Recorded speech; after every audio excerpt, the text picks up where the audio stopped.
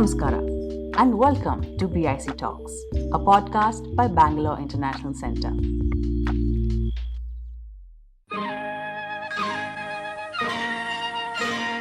At some level, Karunanidhi gave an idea of understanding the ability to negotiate with centralizing forces. I had this idea of looking at the nation state, two streams. One is coming together, another one is holding together. Holding together is power centric, and coming together is a democratic idea. And I felt that Karunanidhi always represented coming together. Writer politician Muthuvel Karunanidhi is amongst the most important political figures India has ever seen. He was the Chief Minister of Tamil Nadu for 5 terms and leader of the Dravida Munnetra Kazhagam DMK for over 5 decades. This episode of BIC Talks is about the meticulously researched and deeply engrossing book Karunanidhi, A Life, that delves into the life and times of this unforgettable man. This is also an extract of a longer conversation that happened live on BIC streams. This conversation between two journalists, A.S. Paneerselvan and Rohini Mohan, explores how Karunanidhi became a sort of metaphor of modern Tamil Nadu, where language, empowerment, self-respect, art, and literary forms and films coalesce to lend a unique vibrancy to politics. And now, over to Rohini. Thank you, Lekha. Welcome everyone to this conversation. I've spent the last week rereading parts of this book on Karunanidhi, A Life by A.S. Paneerselvan. And so much of my initiation into Tamil Nadu politics is actually from listening to Karunanidhi. And a lot of those insights about questions about why he was so controversial, what a contradictory man, was he anti-Hindu, why did he love Tamil so much, how did he manage writing 67 film scripts while also being a chief minister 5 times, also being the leader of the Dravida Munnetra Kazhagam, all of these things in a 94-year-old life. There is so much to pack in, and Mr. Paneerselvan does it by using a very traditional Tamil method of mixing the personal and the political, that is the Agam and the Puram. And this is actually a great way to do it, because for this particular politician, who's a poet and a politician, the personal is the political and the political was quite personal. So maybe I'll begin with actually finding out why you decided to write about Karunanidhi, because in your introduction, I found it quite fascinating. You write about the conversation, right, that Gerald Martin, who's a biographer of Gabriel Garcia Marquez, he says that the reason he wrote about the great novelist is I read it from the introduction that Paneerselvan has written. Only the foolish and the deluded would begin such a task, led on perhaps by the possibility of communing and identifying with the great, the good or the merely famous. If ever a subject was worth investing a quarter of one's own life in, it would undoubtedly be the extraordinary life and career of Marquez. And then Paneerselvan writes, what Marquez meant to Martin is what Karunanidhi means to me. What did you mean by that? I would not have ventured into this book if I was not covering Sri Lanka. Because at some level, Karunanidhi gave an idea of understanding the ability to negotiate with centralizing forces. I had this idea of looking at the nation state, two streams. One is coming together, another one is holding together. Holding together is power centric, and coming together is a democratic idea. And I felt that Karunanidhi always represented coming together. Therefore, I wanted to understand how somebody who essential politics is coming together works. What are the triggers that leads to that position? That was the most interesting element for me. If I had not covered Sri Lanka between 1984 and 1993, in 1993 it would not have become the biography of Mr. Karunanidhi. For that, Sri Lanka at some level was in the back of my mind because it is about the coming together element. Another interesting aspect is I was fascinated by this idea of politicians articulating their political views through writings and other art forms. Karunanidhi had a completely different idea. He said that I'm not using art as an instrumental element, I'm using art as an integral and organic manifestation of my politics. This idea of art as an intrinsic activity as well as an instrumental activity. These two trajectories were not contradiction for him. And that was another fascinating element for me. That's how I got into it. And another element which was important for me was the amount of details which are getting lost in translation. How to negotiate these elements.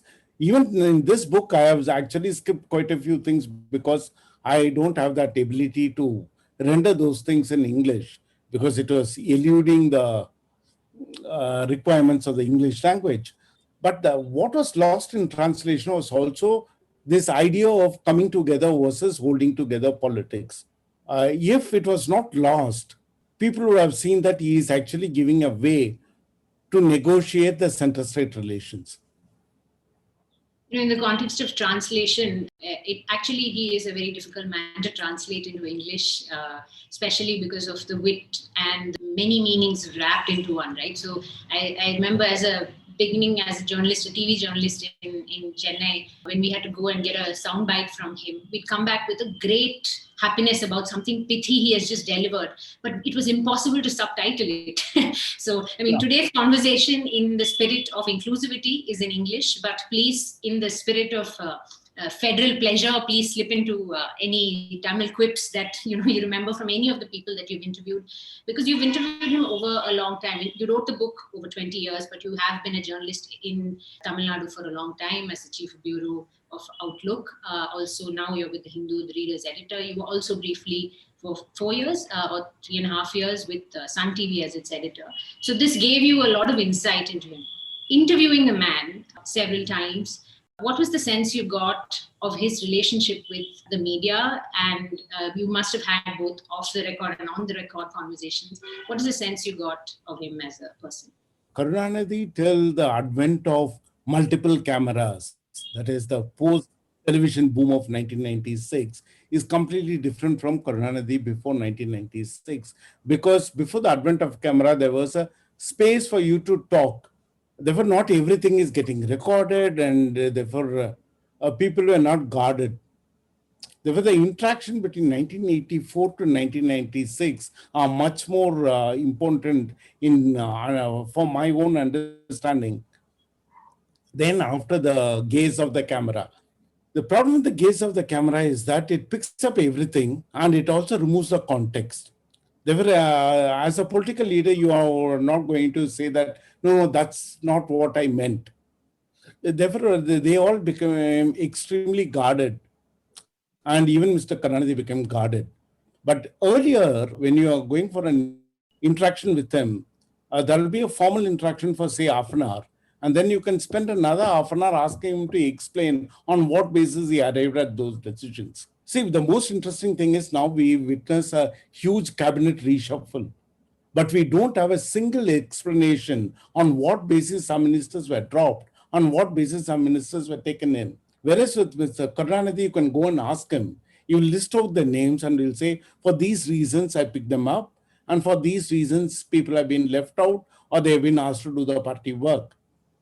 And the explanation was coming from the top. The value of Mr. Karunanidhi is realized only after 2014 when we are not getting any formal briefing for all the decisions which have been taken.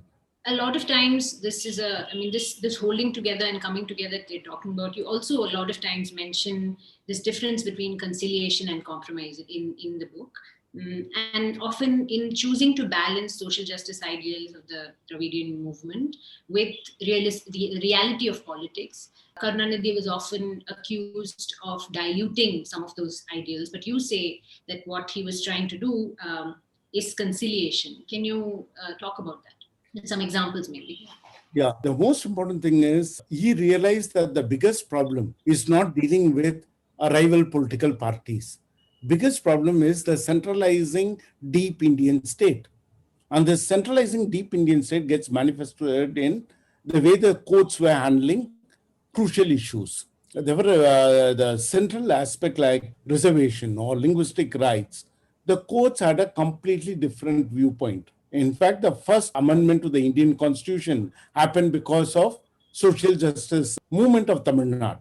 It is called the Champakam Thurayarajan versus State of Tamil Madras case. The Champakam Thurayarajan versus State of Madras state is that it was a case filed by a person who said that the reservation has denied a medical seat for the candidate. High Court as well as the Supreme Court upheld that argument, which means actually preferential reservation was abolished with that judgment. Then Government of India has to bring in the amendment, and that's how we get our first amendment. If the US first amendment gave freedom of expression, India's first amendment gave the right for affirmative action. And that came from here. Therefore, they were very, very clear that you are not only negotiating with political opponents, but you're also negotiating with a deep state which has a centralizing tendency ingrained in it. Therefore, if you're going to have a centralizing tendency ingrained in a deep state, you have to find multiple creative ways to negotiate. In fact, once Murasoli Maran used this wonderful word. He said that ours has been a long journey of continuous subtle subversions.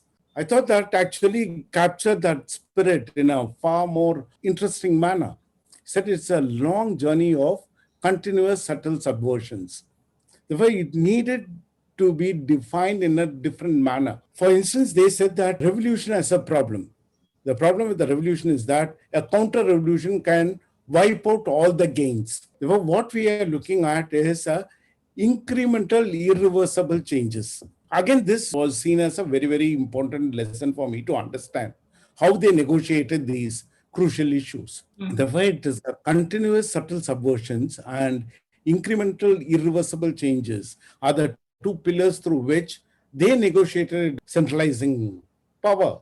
And that negotiation has quite a lot of interesting lessons for other states also. Now, if you're looking at what is happening in West Bengal, this can come in as a huge lesson for TMC to negotiate with the centralizing center. This idea of him representing, and Tamil Nadu still continues to be among the most vocal voices for federal power, for state autonomy. I mean, West Bengal and Kerala do it, but somehow Tamil Nadu is always the rebel in the group, right? Always speaking, even today.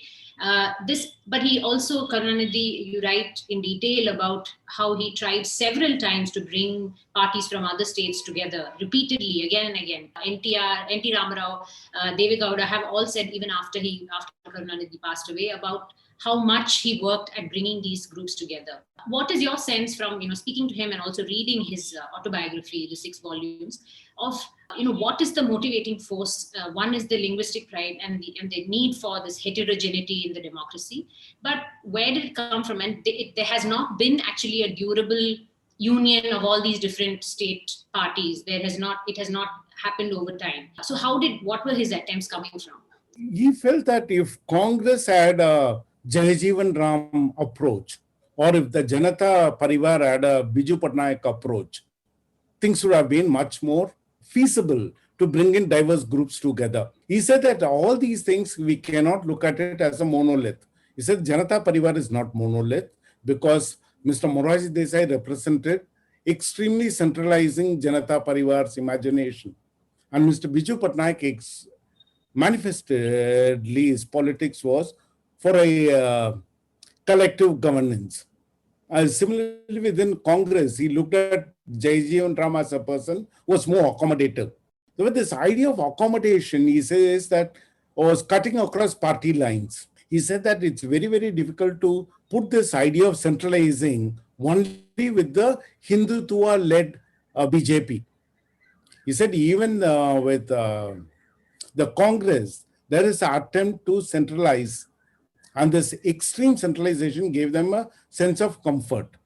And he says that partition was just an excuse for centralization.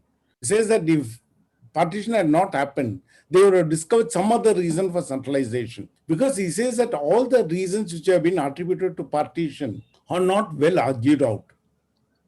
They are comfortable, and it resonated at that time when the Constituent Assembly was meeting between 48 and 50. talking about partition actually resonated. But in that sense, Karunanidhi as a politician who was looking at running the government as well as negotiating an extremely centralizing deep state. That was the question, because one of the element which was coming out throughout my research is that they were never permitted to settle down. They were being always challenged through different methods. For instance, their idea of linguistic pride was called chauvinism. Their idea of social justice was called casteism. And when they wanted to establish themselves as a powerful force, even in Rajya Sabha, because in 62 they get 50 MLAs and they send their first Rajya Sabha nominee, which was C.N. Annadhurai himself. The party is facing its first existential crisis. They were using the China war. There was an attempt to even deregister the political party. But right from the beginning, they were never permitted to settle down. In 1971, they get that massive mandate. But immediately after the massive mandate, party was split. Today, everybody understands the role of income tax or ED and everything else. In 71, when the MJR split happened, it was not a common knowledge. Not a lot of people realize that central agencies can be deployed for partisan political consideration.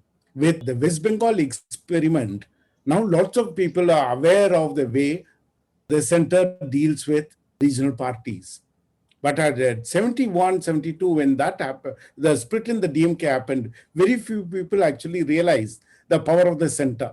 So given these facts, and that they were dismissed twice, and Tamil Nadu is the only state where DMK was dismissed twice and the ADMK was dismissed twice. Karunanidhi's government was dismissed in 76 and in 1991. MJ's government was dismissed in 1980 and Janaki Ramchandran's government was dismissed in 1988. Therefore, there's also this idea of dismissal, which forms the sense of disquiet through which they are to negotiate this deep state. Therefore, what I try to do is, this disquiet did not drop their ability to mount counter narratives. This disquiet gave them find new ways of articulating their aspirations. And that's the reason every time aspiration was coming up in a different format. If it was Dravida Nadu at the beginning, after coming to power, it becomes Justice Rajamannar Committee on Center-State Relations. Therefore, you have the former Chief Justice of the High Court heading the committee to look into the center-state relations. Even now with NEET, they actually constituted a committee which was headed by a former judge, because they feel that at the end of the day, the most difficult question is dealing with the judiciary. And their fear of a judiciary is actually now well substantiated. For instance, after the abrogation of the Article 370, the Supreme Court is yet to hear that case. That's the most important constitutional case facing this nation. Given this element of the way the judiciary helps executive in centralizing power, they wanted to negotiate this element through range of narratives. And one of the narrative is having a counter legalistic arguments. And that generating that counter legalistic arguments was not easy, because it was immediately labeled as separatist. It was immediately labeled as vociferous tendencies. It was labeled as people who are creating trouble. Therefore, you have to negotiate this in a much more careful manner. I mean, we've been talking about the center state pull and push, but in the state itself, in Tamil Nadu itself, the ideas that it's almost, they merge into each other. The ideas that Karunanidhi had, then into the DMK, then into the popular perception of among Tamilians and people who are resident in Tamil Nadu about what their state is about or what their government is about. They all flow into each other. So this probably comes from the way the party and Karunanidhi communicated some of their decisions or some of the ideas that they were trying to implement. Can you talk about that? See, one instance which I want to say is that we have been talking about lost in translation. For instance, people have no problem in understanding any of the affirmative action. They don't see it as freebies. But the moment you are removed from the state, you see it as freebies. They think this as an obligation of the state to address the growing inequality. The way the common people understood the certain amount of the interventions from the state.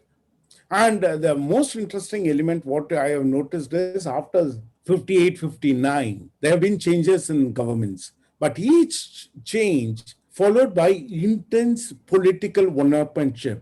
But that intense political one-upmanship helped the state to gain.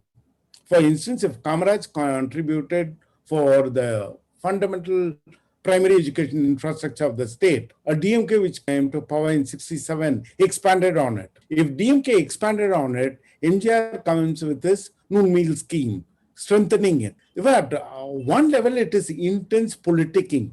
At another level, that intense politicking strengthen the state's infrastructure. I think the first time that the intense politicking started hurting the state happened only in 2011 when the library was converted into a marriage hall, the secretariat was converted into a hospital. Well, till 2011, if you are going to look at it, we are talking about history which started around 57. Yes, it's true that there was intense politicking and everybody wanted to say that they are better than their rivals. But that rivalry generated opportunities for people, whether it was even in the industrial policy. Kamaraj and R. Venkatraman created a particular type of industrial infrastructure that was bettered by Karunanidhi and S. Madhavan. And what Karunanidhi and S. Madhavan created was bettered by later M.G. Ramachandran. And in 1991, when Jayalalitha comes to power and liberalization happens, she opens up the space for the FDI in a particular manner. And in 1996, it takes another leap. What I also notice is that the intense politicking which is happening within the state was beneficial for the state. If that had continued even after 2011, we would have been in a far better situation. Unfortunately, from 2011, it took a different turn because by 2011, it actually mimicked the way the national parties behave. National parties generally undo the best thing brought in by the earlier person. Why was this? You must have discussed with him and others. Why was this? Why is the intense politicking not bringing each other down, but these irreversible movements and then forward?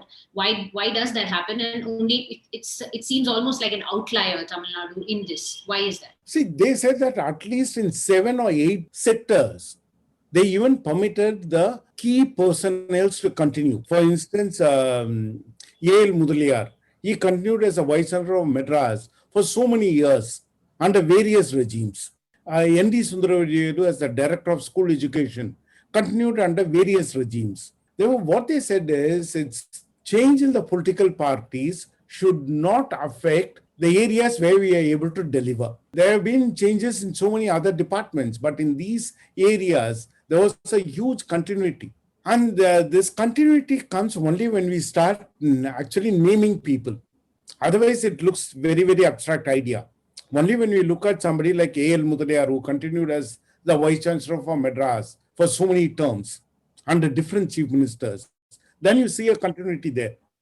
Only when you look at somebody like N.D. Sundararajan as the Director of School Education, continuing under various regimes, and finally, he was elevated as the Vice Chancellor of the Madras University. A person was recognized for his contribution for school education to head the higher education institution of the state. Therefore, there was a political culture which was intensely competitive, but also had a underlying element of cooperation. Therefore, competition and cooperation went hand in hand. I think that is one element which was completely missing when Tamil Nadu was reported outside Tamil Nadu, because it was seen through the prism of glamour. As, these people had come from film industries, they had a big stake in performances, they were writers, they were artists, writers, filmmakers, was given a different type of a gloss. And in the process of giving this gloss, we lost out on what they actually brought to the table.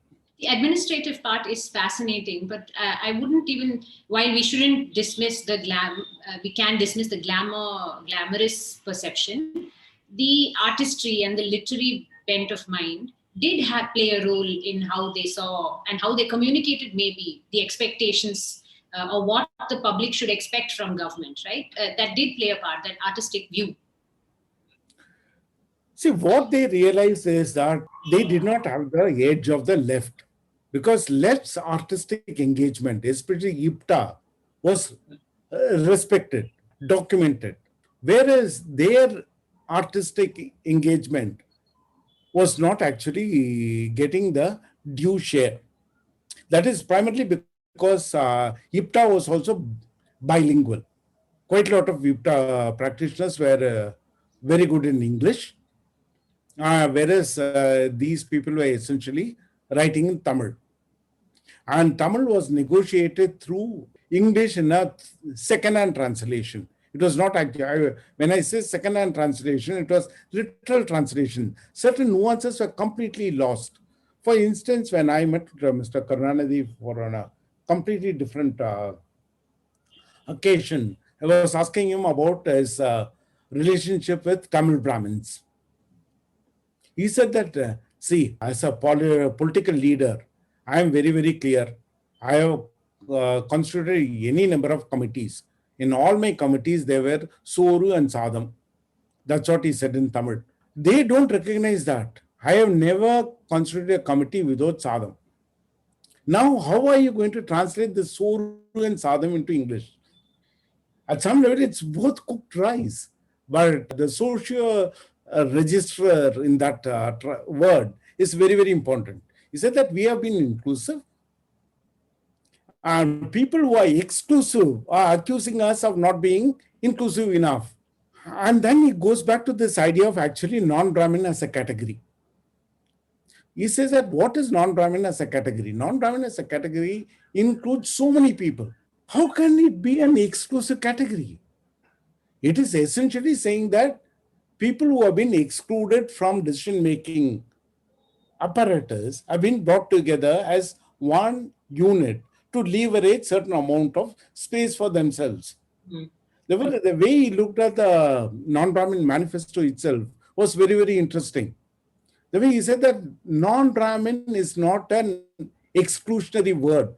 He says it's an inclusionary word. So for the first time, he uses the word non for inclusive and non not as the one which constitutes outside. And that happens with certain amount of linguistic flourish. It worked extremely well in Tamil. I don't think I will be able to translate it quickly, or even if I translate it, I don't think it will be effective. But that was the crux of it. Crux was non is not an exclusionary word. Non is an inclusionary word. That actually is a very, very important point to understand his own worldview. Karunanidhi and the DMK as an extension have often, because we are talking about caste, have sometimes been accused by Dalit scholars and Dalit groups of empowering the backward classes in the movement, but not and sidelining the Dalits. You must have had conversations with him or read about what he thought of this. This question has been coming repeatedly because the first major crisis DMK had to handle was in 1968 when Kirvanmani tragedy happened. Kirvanmani, as everybody knows, was the place in which 44 Dalits were burnt alive, burnt to death. From Kirvanmani onwards, he's saying that the Dalit question remains very, very important. We are not able to address it fully, but what we managed to achieve is no other state has managed to achieve. We have managed to keep it as an extremely localized event. We don't permit it to spill over. Therefore, if it is going to be Kirvanmani, it doesn't spread across Tanjavur district. If it was a Uttapuram wall, it failed to reach even Madurai. The only difference between Tamil Nadu and other states is that this 100 years of self-respect movement helped us to contain certain excesses within the region. He says that it's an inadequate development. We need to do more. But what we are talking is, we are not talking about uneven relationship which came up today. We're talking about an historical inheritance. When you're talking about the historical inheritance, we are not talking about a perfect solution as yet. The only comfort we have is, that is, according to him, the Dravidian leaders have, is that we are able to contain it. That's the reason Papapatti, Kiripatti election also, we are able to finally have the elections. We need to move further, but he said that using the Dalit plight, we have also created specific institutional arrangement so that the Dalits are not given token presence in any of our structures. Therefore, the party's first propaganda secretary was Satyavani Muthu. And later, A. Raja was given ministries like Environment and Telecom. Parvati Ilamurdi was given ministry like MMDA. He says that, look, we are not permitting them to be purely a token representation within our structures. They were given whatever is seen as influential or transformative ministries. Well, there's a conscious effort to know that there's a gap between what we want and what we have achieved. But that gap between what we want and what we have achieved is not only with Dalits, even about the level of reduction in poverty, or even reduction in the urban-rural divide, or even the gender equality. There's a big gap. And that gap, if you actually take sector-wise, the gap in the Dalit issue is the same as the gap in all other aspiration versus where we are. That's what he said. And he said that you will actually share data about it, but we couldn't really get into it because that was the time he started writing this serial on Ramanujam. And he said that how his idea of Ramanujam is different from others. And we were supposed to have a extended discussion on that, but unfortunately he lost his voice and then his health went down and we couldn't discuss on that.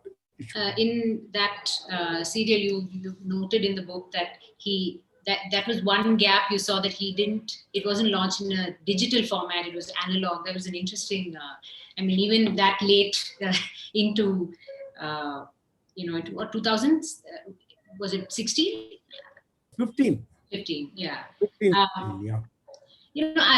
There's a lot of times you've tried, you move into the personal and the political, because for Karunanidhi, these were actually inseparable. And that seems to be where a lot of his difficulty in later years came from, the personal aspect, both his family and keeping the party together with the seniors and the newcomers. Let's talk about the family first. In through the years, in the beginning, he seems like a part of a group of revolutionaries. And as you go through his life, people surrounding him more and more are his family members. And he's accused of nepotism, but also it seems to be coming from a lack of trust in others or keeping the party together, thinking of its future. What was your sense? It's one thing for what he said, but what was your sense of how he was actually managing it? Was it just a love for family? And you were also in the middle of a lot of drama in those years with Maran. So how was he? Why was this balance actually lopsided? He was dependent on Mr. Murusali Maran for a range of advice. And hence he genuinely felt that Maran's family should be given due space.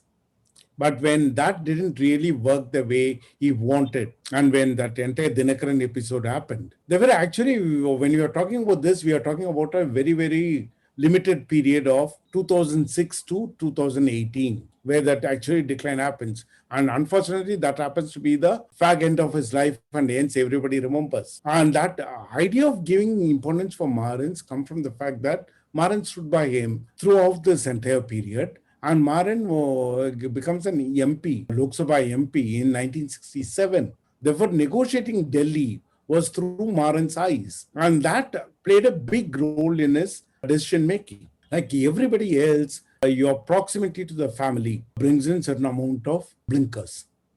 I don't think he is also free from that. And for that blinkers, I think he paid a bigger price than anybody else. Speaking of those, one of the reasons you told me when we spoke last about the book, for you to postpone the book's release, was that you wanted to wait for the 2G spectrum scam verdict to come out. Why was that? Yeah. See, I was very, very convinced that 2G case and Mr. Vinod Rai's fancy numbers are hurting India's democracy. And I was also convinced that Tamil Nadu will be able to come out of it quickly, but India and the dominant class which are backing India against corruption are going to pay a much bigger price. If I had written it without the judgment, people would have said that one fantastic idea of Vinod Rai is being replaced by another fantastic idea of Paneerselvan. Though I wanted to wait to look for validation of my arguments. And the judgment clearly validated my position. And later, when we are able to see what is happening in the other parts of the country, I'm quite convinced that Tamil Nadu paid much lesser price for India against corruption and Vinod Rai's fanciful numbers. When you're going to look at corruption as an individual act and not as part of a larger political economy, when you're not going to talk about electoral bonds, what is this idea of corruption? Therefore, why corruption against Karunanidhi's and Lalu Prasad, the others, are corruption? And why the corruption against others are systematic?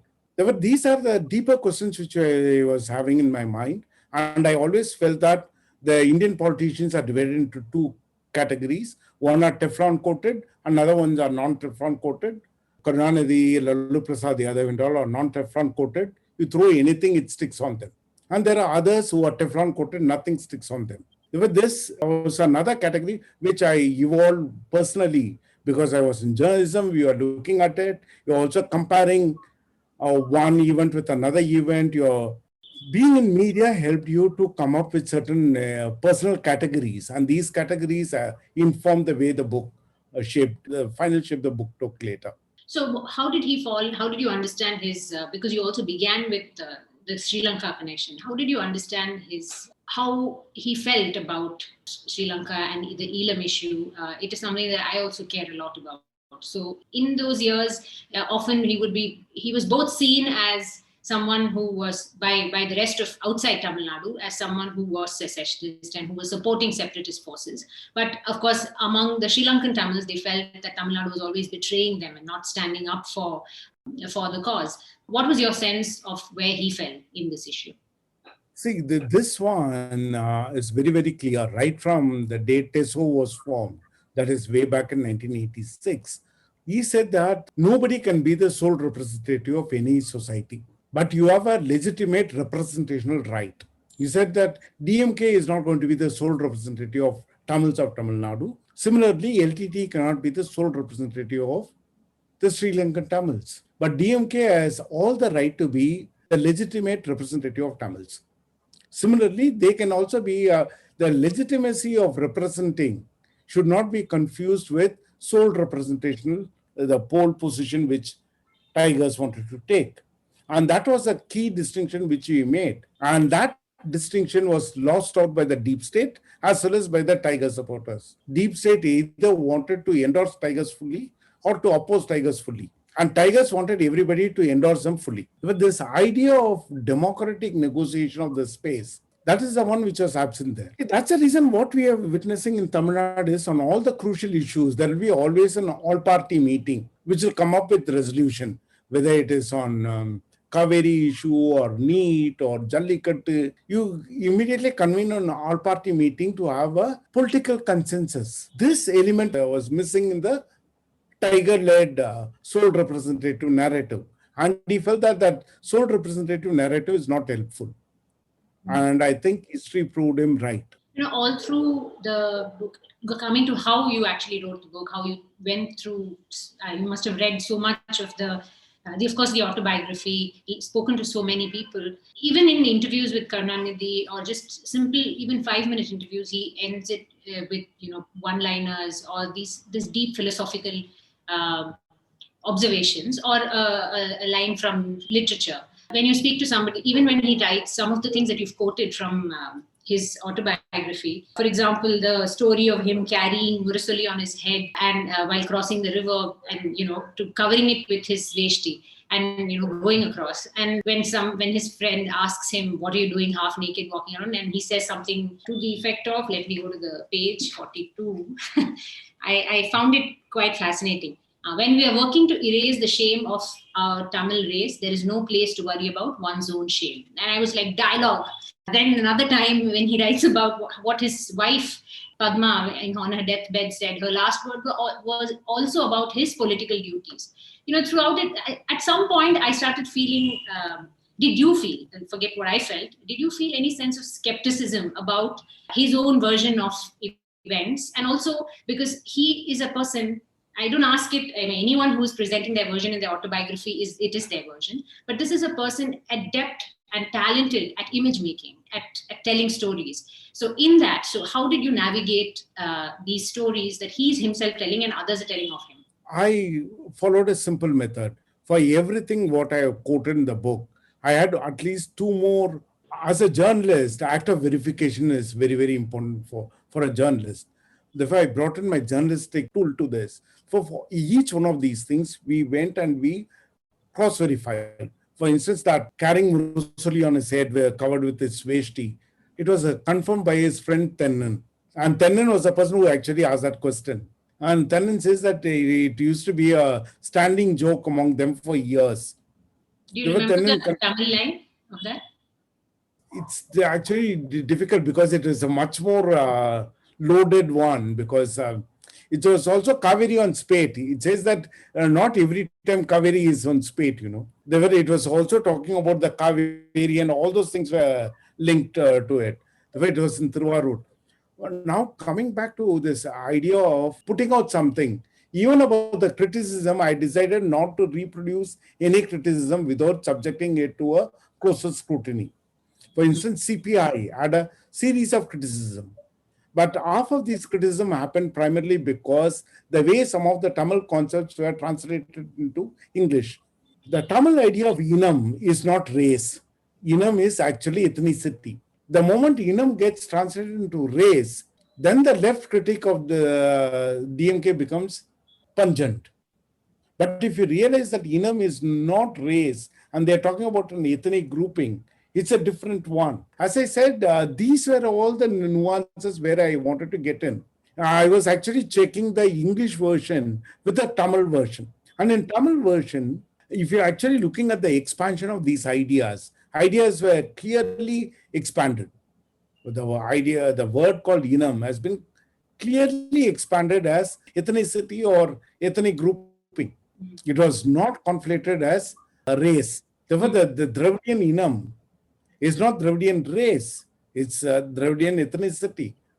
And that's where the shared values and shared linguistic positions come in.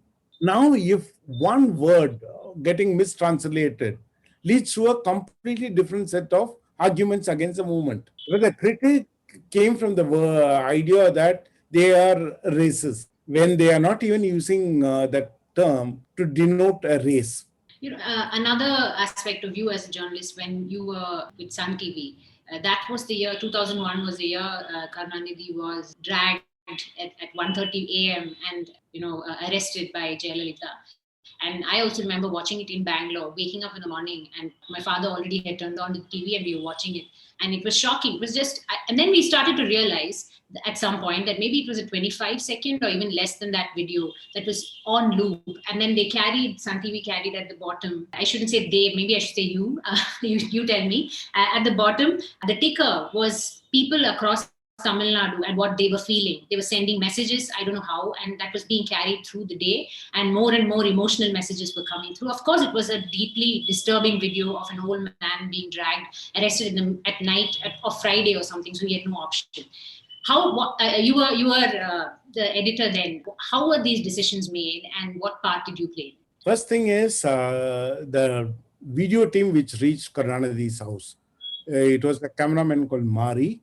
He managed to get the footage. Initially, the police thought he was a police cameraman. Suddenly, they realized that he's an outsider. Then they chased him away. For the footage, what he managed to get was only that 25 seconds. As you said, it's correct. It's only 25 seconds. And he was chased away. Once Mari was chased away, we had no other additional footage, because the rest of the footages were from that magistrate's place where he was remanded, then taken to the central prison. And those footages are the ones which were there. Where inside the house was this only 25 seconds. Footage reached Sun TV by 2 o'clock. Waited till 6 o'clock to put it out on air. Because felt that it's not fair to disturb the people at unearthly hours. So decided to hold, put it out at 6. Two instances were very, very clear. One is how to get people's opinion recorded, because that was also a very, very strange election in which DMK lost. The vote share difference was very less, and yet they lost very badly. And it was essentially a bad electoral arrangement what DMK got into, which led to their defeat. Hence, they also had a solid vote share, which means we also wanted to know how people are reacting to such an event. Because here the FIR was filed at 9:40 in the night, and the arrest happened well past midnight. Therefore, we wanted people's reaction to come in, and that was the first time the phone-in worked very well. And most interesting thing is this focus on Mr. Karunanidhi's arrest started at 6 and lasted till noon. It's only for 6 hours. Felt much Okay. longer. That's the most important thing. A lot of people are forgetting that. It was so effective that people think that it was there forever. It lasted for 6 hours, but 6 hours, well-structured arrangement. I always had an opinion that, in fact, I was asked to write on this much later. If Kalanidhi Maran had not carried that arrest in that intensity, he would have accused of not being sympathetic to his grandfather. And he is purely a businessman making money. He has done it, and they say that, oh, you are a grandson who is doing it. Either way, he had to pay a price. But he chose to highlight this, and that actually helped.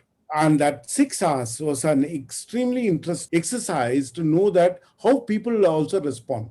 We never knew that so many people will come out and make these phone-ins. In fact, most of the phone-ins we couldn't really, the lines were jam-packed. People are not getting the line. Therefore, it was also, the fear was, if this is going to happen to a former chief minister, what will happen to others? And it was actually after the arrest of a journalist. Suresh, who was the Sun TV's correspondent, was arrested. And that entire program is also the manifestation of the general fear of reduction of the civil liberty space within the state. Therefore, the idea was to use iconic image like Karunanidhi to say that what is the space available here? And that actually had a good pushback. He led a dramatic life. We watched it in full view of the world in that way, and would probably, and later when he came out of jail, he had made this emotional speech, I remember, and you also write about where he chokes up and everything, which anyone at that point would, I'm sure. In the absence of Karunanidhi now, how the party is taken its form. It's been some years. 2018, he passed away. Since then, in the last 3 years, how have you been seeing the party and the ideas that he often, I guess, harped on or he pushed? How have they evolved or devolved? See, from 77, it was two people who was running the party, Karunanidhi and Anbaragan. And now both of them have gone. But with the new leadership, we find all those elements coming with sharp resonance, whether it is P.T. Tyagarajan as finance minister or Shekhar Babu as HRNC minister or Tangam Tennarasu as a minister for culture. What you see is that these ethos have not disappeared.